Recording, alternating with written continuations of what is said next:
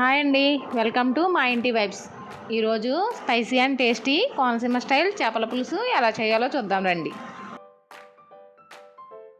ముందుగా తీసుకున్న చేప ముక్కల్లో ఉప్పు పసుపు వేసి శుభ్రంగా వాష్ చేసుకోండి.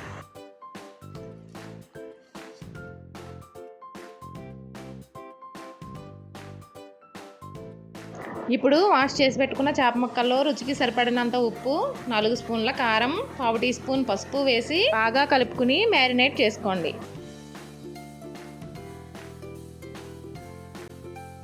ఇప్పుడు మసాలా కోసం కొద్దిగా అల్లం, 5-6 వెల్లుల్లి రెబ్బలు, 2 స్పూన్ల ధనియాలు, 1/2 స్పూన్ జీలకర్ర, 5-6 లవంగాలు వేసి మెత్తగా పేస్ట్ చేసుకోండి.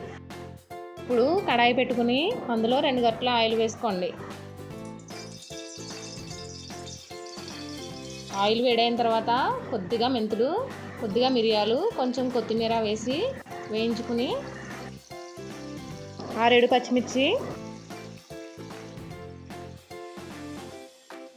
3 సన్నగా తరిగి పెట్టుకున్న ఉల్లిపాయలు కూడా వేసుకోండి. మీడియం సైజ్ అయితే 3 ఉల్లిపాయలు సరిపోతాయి, పెద్దవి అయితే 2 సరిపోతాయి.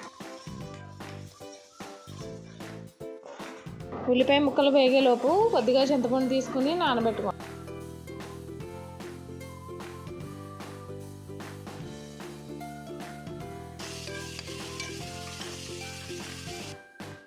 ఉల్లిపాయ ముక్కలు బాగా వేగిన తర్వాత ఒక పెద్ద సైజు టమాటా ఒకటి, 3 బెండకాయ ముక్కలు వేసి మగ్గిన తర్వాత ముందుగా మ్యారినేట్ చేసి పెట్టుకున్న చేప ముక్కలు కూడా వేసి 2 నిమిషాల పాటు వేయించుకుని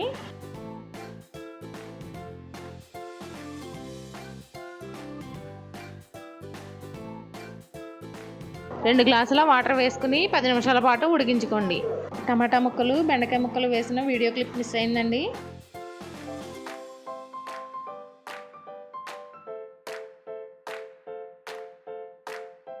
ఇప్పుడు నానబెట్టుకున్న చింతపండు రసం వేసుకుని